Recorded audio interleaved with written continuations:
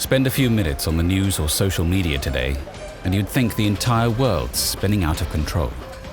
A barrage of bad news, vitriol, and misinformation comes at us faster than we can make sense of it.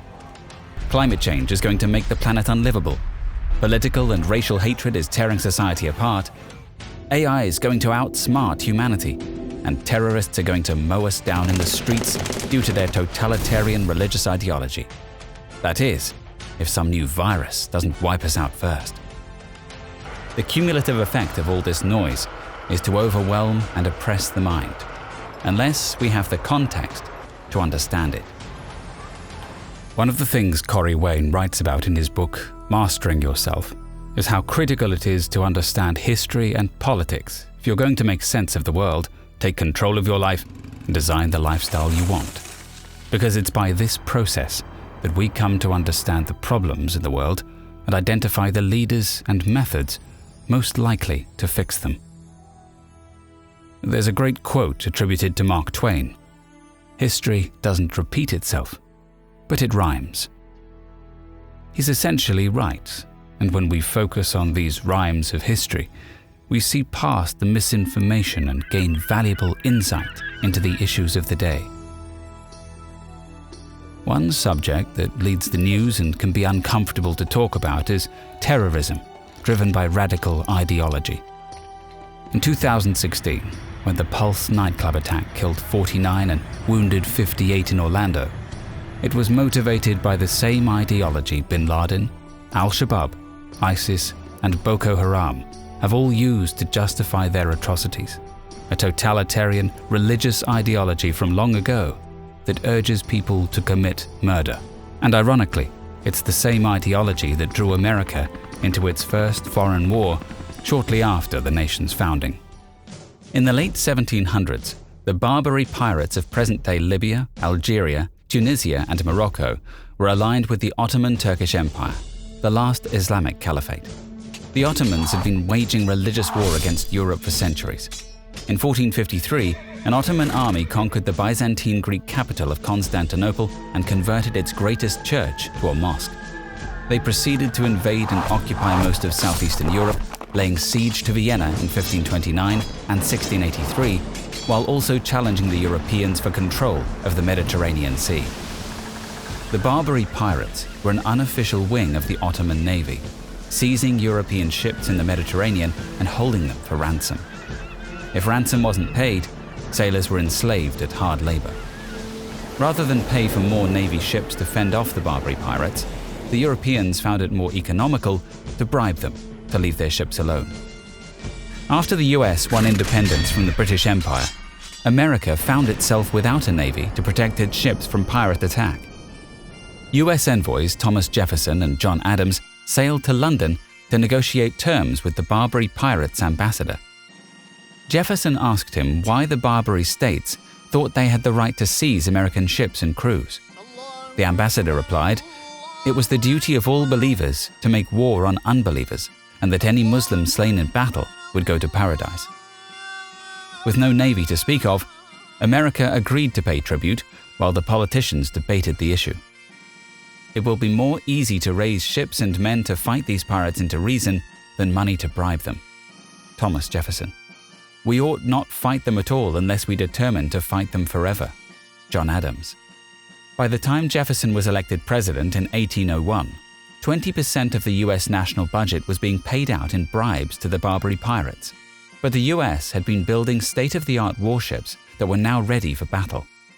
This time, when the pirates demanded tribute from the new president, Jefferson refused. The style of the demand admitted but one answer: "I sent a small squadron of frigates to the Mediterranean." Thomas Jefferson. A US naval mission sailed to the Mediterranean to teach the pirates a lesson. Things quickly went south when one warship, the 18th century equivalent of a US Navy destroyer, ran aground and was captured by the Pasha of Tripoli along with its entire crew. Now the pirates demanded a hefty ransom for return of the ship and crew. Jefferson's response was to launch two of the US military's first special operations.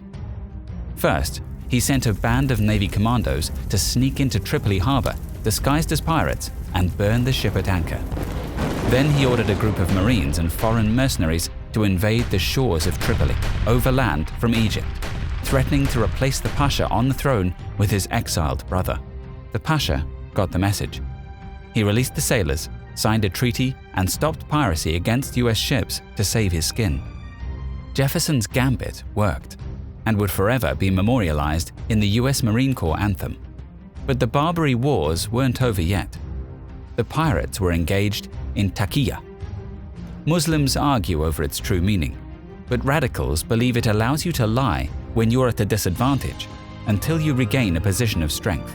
And this is exactly what the pirates had been doing when they resumed attacks a few years later and forced the US to fight a second Barbary War in 1815 to finally end their piracy. After 14 years of conflict, the Barbary Wars taught America a valuable lesson. The pirates' ideology was directly at odds with liberty and couldn't be appeased. As a result, America built the foundation of a long-range navy and marine force that has taken an ever greater role in policing the seas.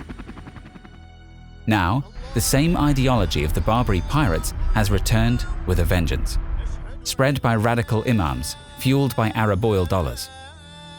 Intent on defending their personal power from encroaching modernity, they exhort Muslims to return to the old ways when religion was spread by the sword. At Britain's largest mosque in Morden, prayers are led by 25-year-old Abdul Qudus. Born in Pakistan, brought up in South London, Qudus has been an imam for 3 years, and he believes it's fellow imams in other mosques who are to blame for the radicalisation of young British Muslims. It's like a cancer, it's growing and growing.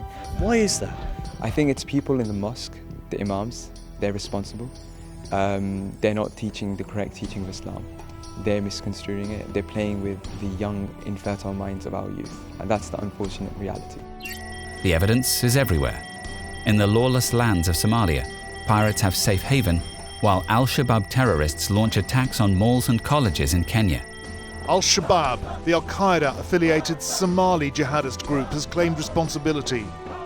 The attacker's mission, a spokesman for Shabaab has said, was to kill those who are against us, adding, Kenya is at war with Somalia. In Nigeria, Boko Haram rampages through the countryside, destroying villages and kidnapping schoolgirls. There's a battle raging as we arrive, and fresh troops are being sent in to fight. Cameroon and Chadian soldiers are trying to hold this bridge. It stands between them and Boko Haram on the other side in Nigeria. In Syria and Iraq, ISIS has committed horrific atrocities, trying to carve out their own caliphate. 6 months after ISIS lost its stranglehold on Mosul, the human cost of the fight litters this landscape.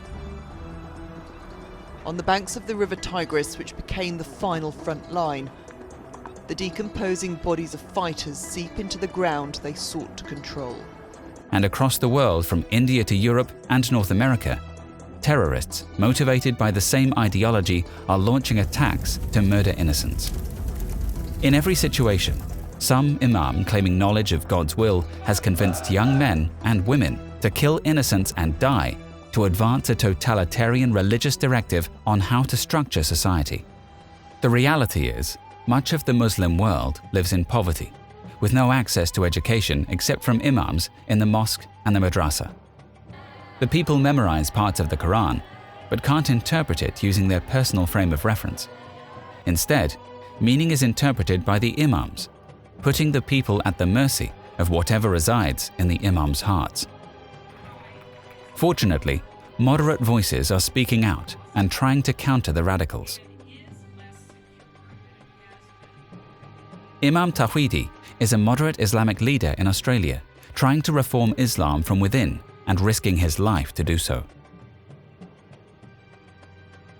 Shireen Kudosi is an American Muslim reformer who's not afraid to question everything, including the history of the religion's founding.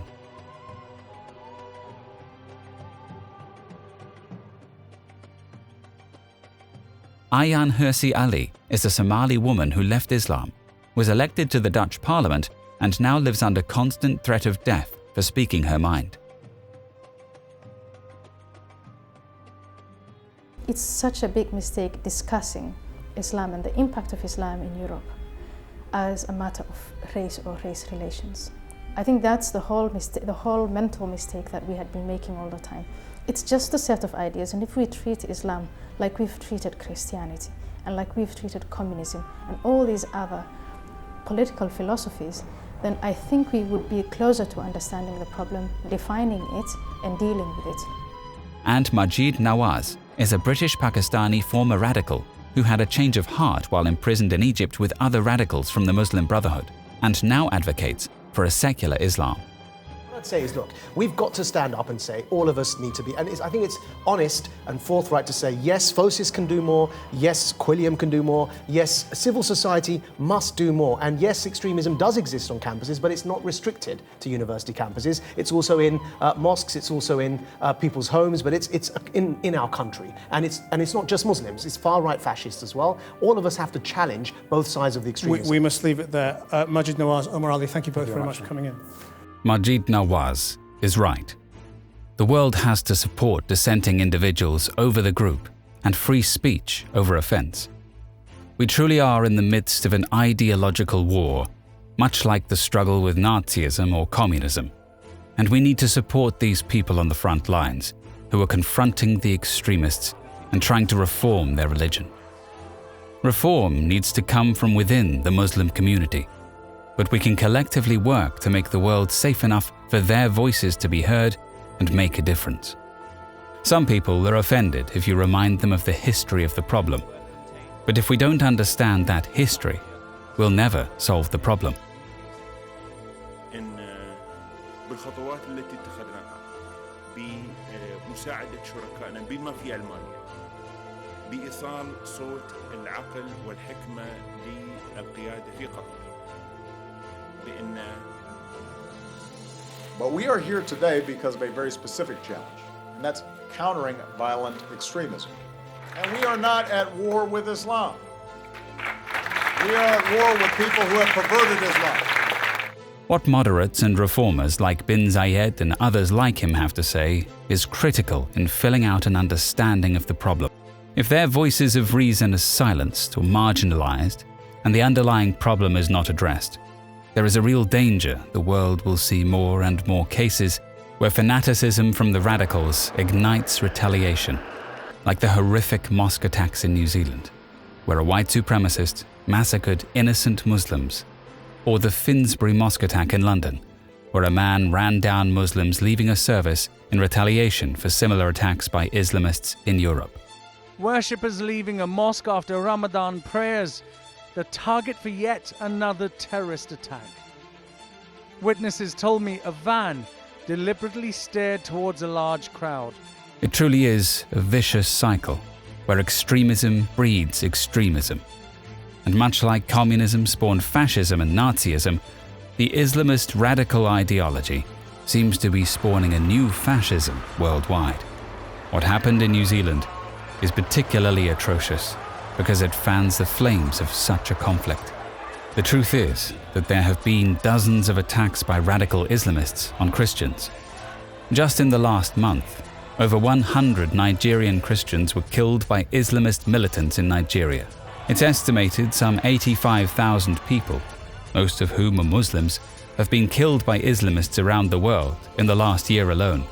In 2017, ISIS slaughtered over 300 Sufi Muslims worshipping at a mosque in the Egyptian Sinai simply because they viewed them as apostates. The attack happened in the north of Egypt's sparsely populated Sinai Peninsula in the town of Bir al-Abd. It was during Friday prayers that witnesses say dozens of gunmen arrived at the Al-Rawda Mosque, used by worshippers from the Sufi branch of Islam. This is a mystical form of the religion regarded as heretical by many extremists. Terrorists have killed a number of Sufi Muslims in Bir al-Abd in recent months, but this is the first time a place of worship here has been targeted. So what do we know about the likely attackers? The Egyptian military has been battling a local affiliate of so-called Islamic State called Sinai Province for several years. There was a spike in violence in 2013 when Egypt's President Sisi came to power.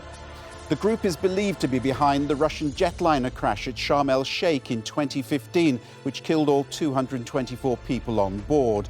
and there have been recent concerns about battle-hardened IS terrorists returning to the region from Iraq and Syria. One thing is clear if we're going to chart a path towards peace and not spiral into a broader civilizational war. Not only do we need to support the people within Islam who risk their lives to confront the extremists, but we also have to reject extremists who try to demonize all Muslims or would resort to violence against Muslims in retaliation. With all the bad news out there, it's easy to get overwhelmed. We need to learn from the past and pay attention to both the constructive and destructive lessons in history.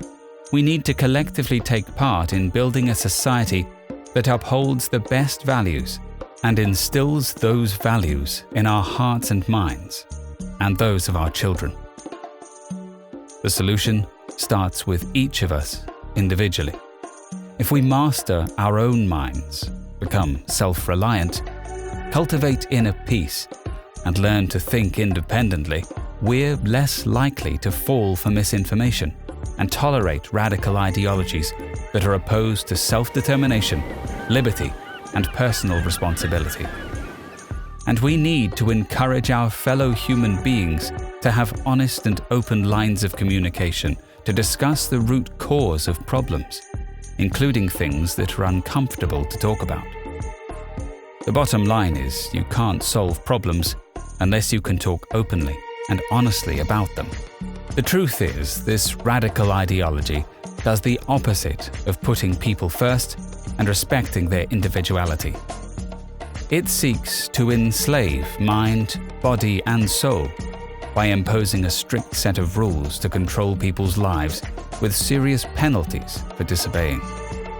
If you want to be a free thinker who achieves their highest potential and lives their happiest and most meaningful life, you have to turn your back on anyone advocating ideologies of tyrannical religious or governmental control, hatred, death, misery, or destruction. It's called having freedom of conscience, and it's one of the most important foundations of liberty. You can only reach your full potential if you have the time, space, and freedom to explore and become who you really are. This insight should encourage us to do our own research and seek our own answers. They're out there if we make understanding history and politics, if not a part-time profession, at least a hobby. You can get a head start by reading Corey Wayne's book, Mastering Yourself, for free on his website, understandingrelationships.com, by subscribing to the newsletter. Until next time.